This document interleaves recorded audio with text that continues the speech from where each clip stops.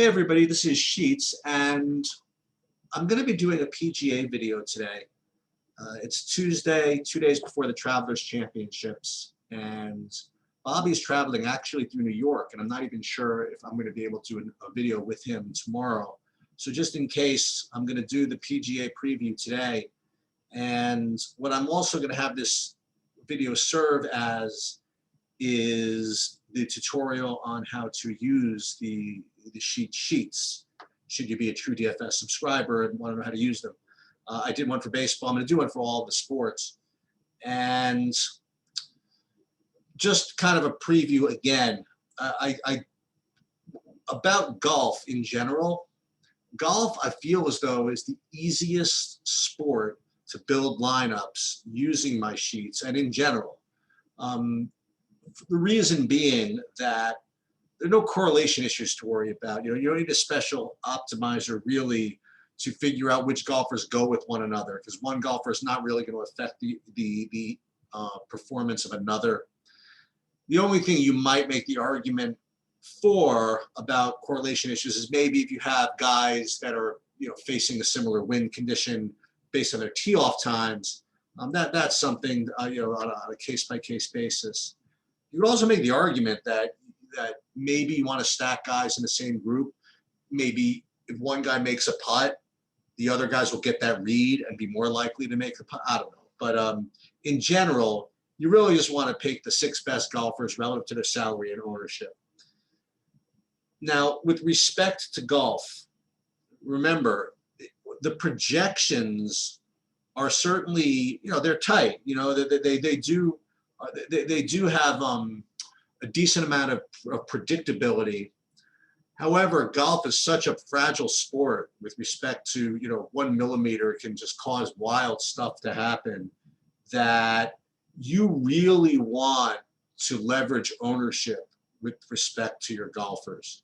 And if you have 2 guys that are close or close enough with respect to fantasy points, points per dollar, sheets value score, however you rank them, you really want to be a stickler for ownership, given how variant a golf game can be.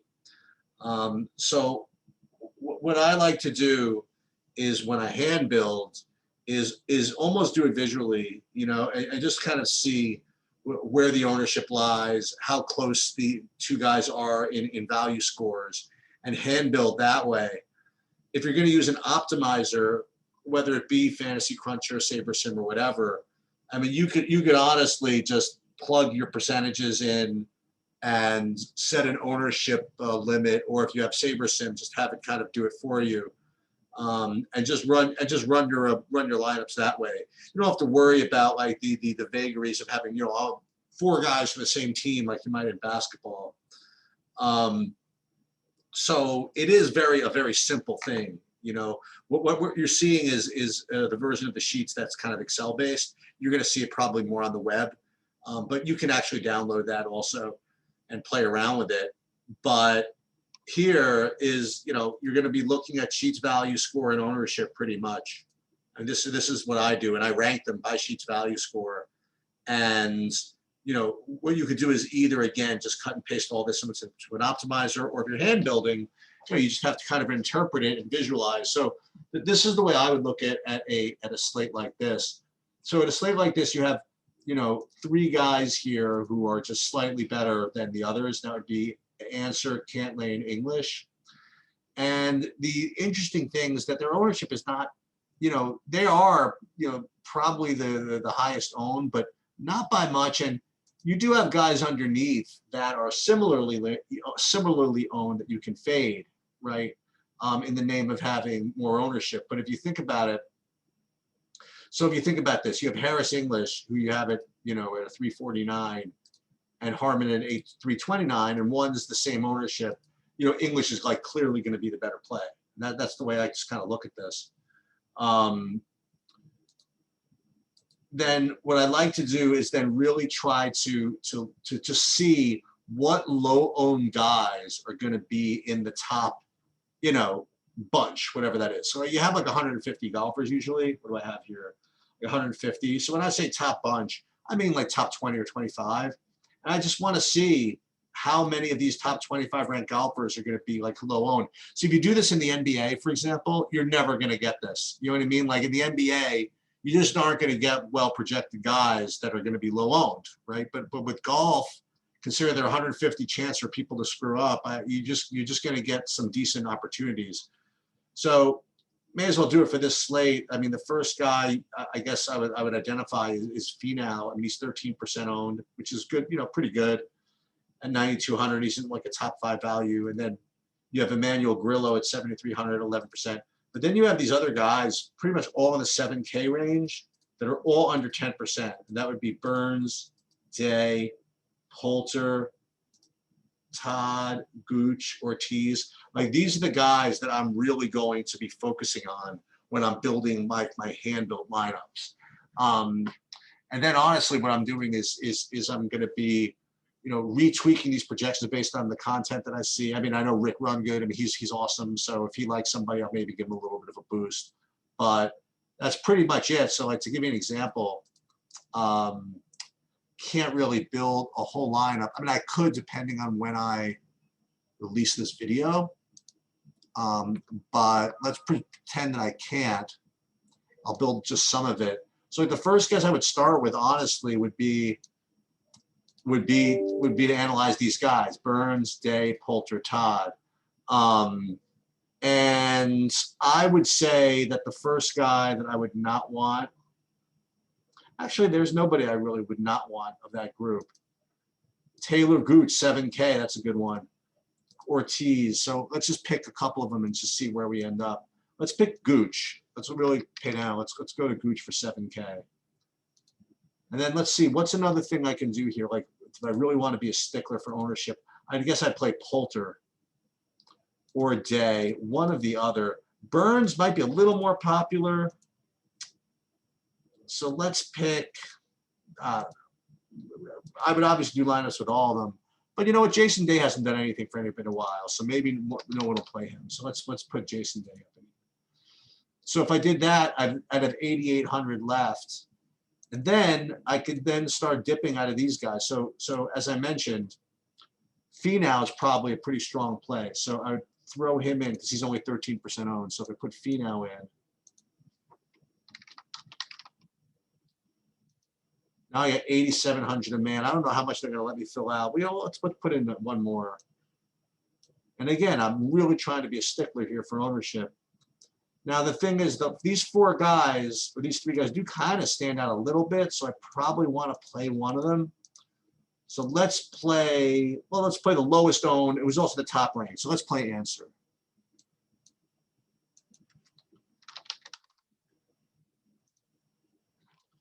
And then at 8,600 a man, I mean, it's not going to be difficult to figure this out, okay? But I really must implore that you be a stickler for ownership the way I am right now. Brendan Todd, Taylor Gooch, Carlos Ortiz, like these guys. Like I wouldn't play Ricky Fowler for a cent at 15%, right? I wouldn't play Kevin Streelman for 15% all the way down here. I'd much rather play the lower owned guys up here. I mean, and in golf, I think it's really important. So when it comes to hand builds, I think that's the way you want to do it. And with respect to using an optimizer, again, you could just kind of input this stuff into your favorite optimizer. I'm going to build it for you. And just for the hell of it, let me just kind of see what lineups would look like if I built them now. Well, you want me to do DraftKings and I'll go back to FanDuel? Yeah, I may as well.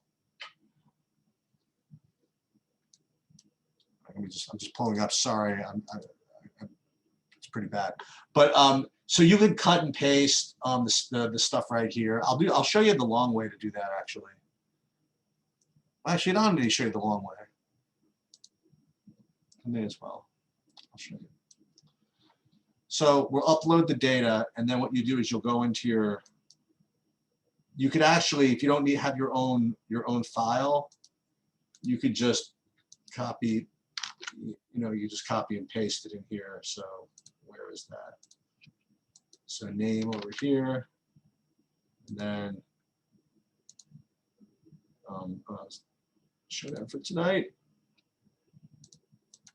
Then we'll put, then there's going to be fantasy points and ownership. Put in projection. Then ownership.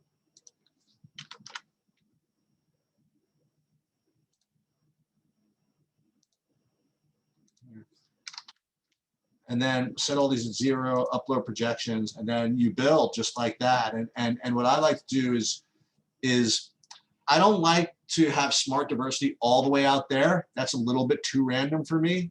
So what I do is I go to manual mode and reduce this so my projections get a little more important.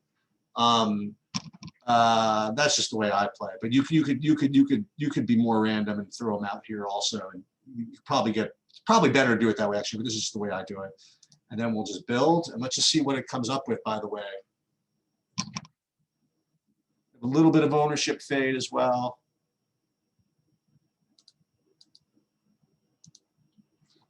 And we're gonna let this roll. Let's just see what this comes up with. So this one comes up with a lot of the guys that we mentioned already, with Harris English being the highest owned. So we would, again, we would save that. Go into DraftKings, upload those. I just don't think I can show those to you. Maybe within a DraftKings thing. So I upload it, and that's like 20 lineups that I'm just kind of ready to put in. Okay. Let's look at FanDuel just for a minute. You'll notice when you play, if you play FanDuel, that most of the values, the way I rank them, are going to be in the top guys. And yeah, that's just the way it goes. So you're not going to be able to just like pick the top guys here, because you're not going to be able to spend your salary. I mean, you'll be able to spend your, you won't be able to afford it.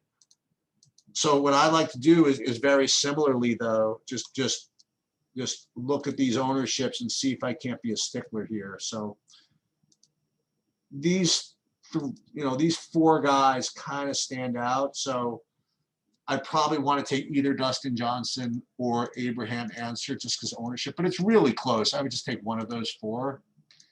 And then I would just hunt, right? So I see again Jason Day at 6%, Cam Smith at 9%, Henley at 8%, but he just came off of kind of almost a ceiling performance at the US Open, so I'm gonna not play him. Kim under 10%, Harold Varner at 5%, Matt Jones at 3%. So let's see what a lineup would look like if we hand built that. And then we'll do a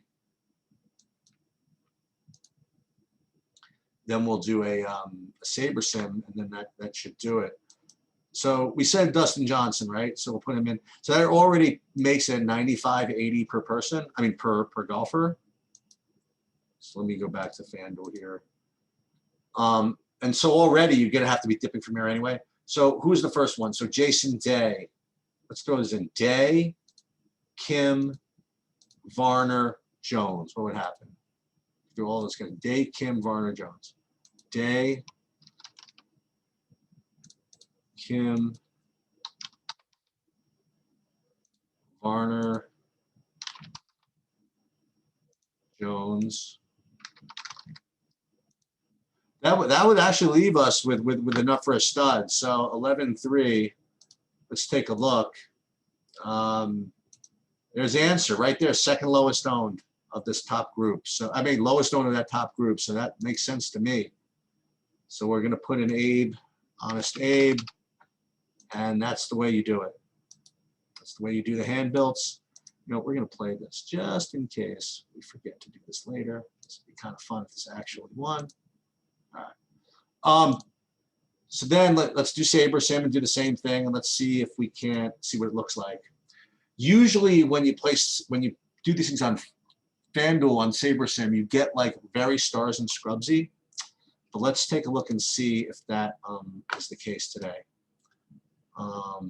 Okay, PGA, same thing. We're gonna go fire. Oops. Sorry about that.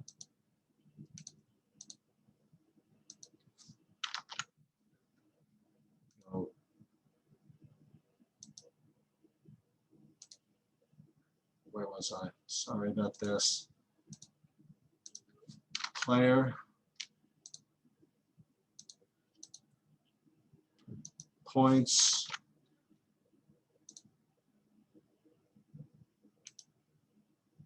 Whoops. Points. Ownership.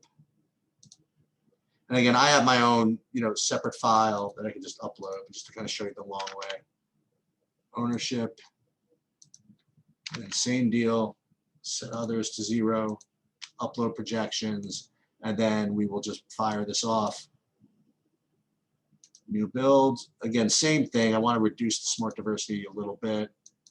Go 20.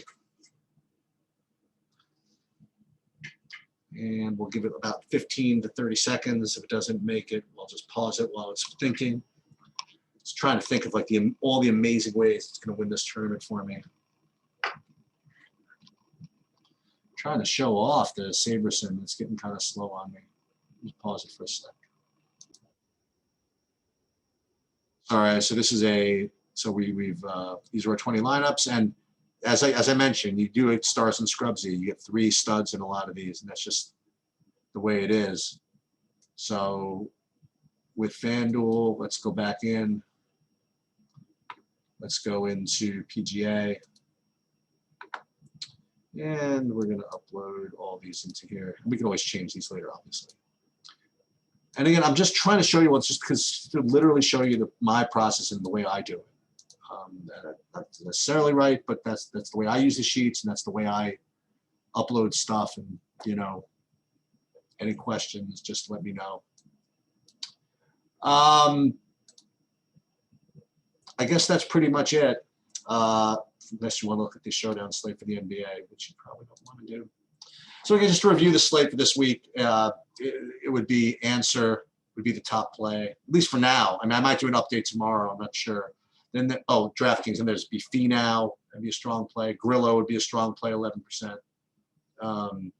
Day, those 7K guys that were low owned.